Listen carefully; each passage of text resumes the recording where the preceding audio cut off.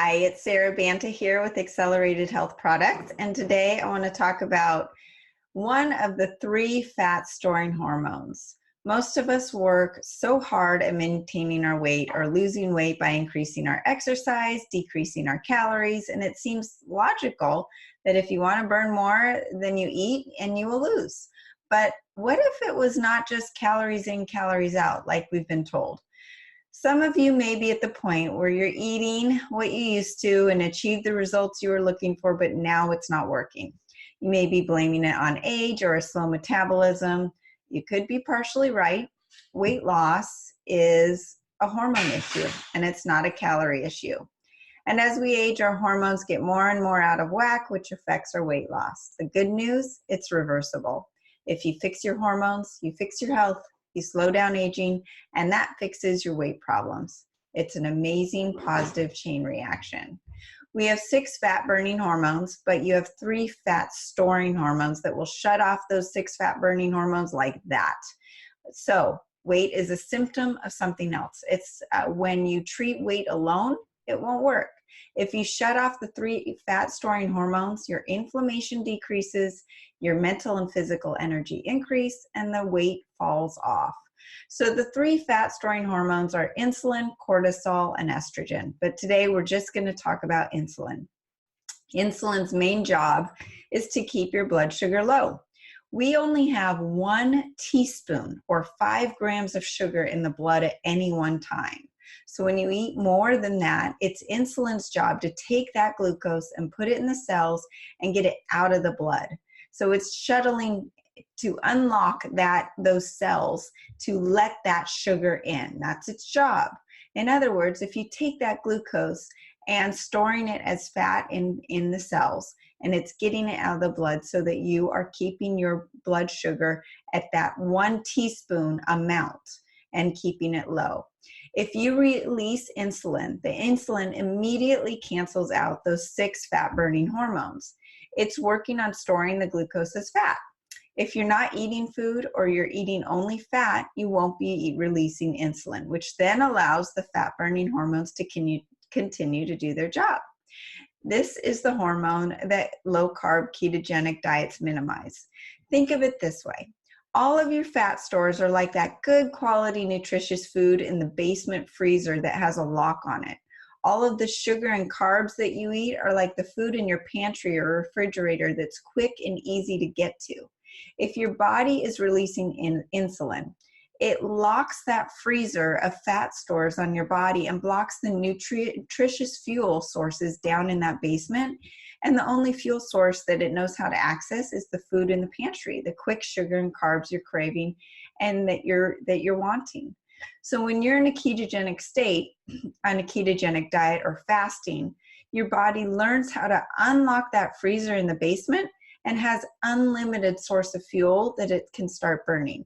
Even if you're an elite athlete with 3% body fat, you have thousands of calories to burn. So how do you know if you're fat burning? Well, if you have cravings, that's a sign that you're running on that sugar for energy and your body is in fat storing mode. If you're able to go long periods of time without being hungry, that's a sign that your body is able to tap into its fat stores for energy and for fuel. If you get hungry in between meals, that's a sign your body is searching for sugar and doesn't know how to unlock those fat stores on its own body. Everybody has those thousands and thousands of calories of fat stores in their body. Like I said, even if it's a really low body fat percentage. However, if your body doesn't know how to access those fat stores due to being dependent on sugar and glucose, then you'll be hungry in between meals. Then as you eat, you release insulin, you shut off all those 6 fat-burning hormones, and this mechanism triggers storing any glucose or fat into the fat cells. Our body can make new fat cells. This is the bad news.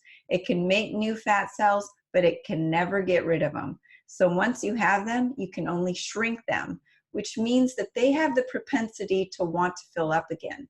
Some call this your set point. So insulin makes you gain weight all over the body versus estrogen, which makes you store fat in the hips and waist, and cortisol, which makes you store fat in the belly. So depending on where you're storing your fat, you can know which fat storing hormone is the culprit. How do you control insulin? Number one, intermittent fasting.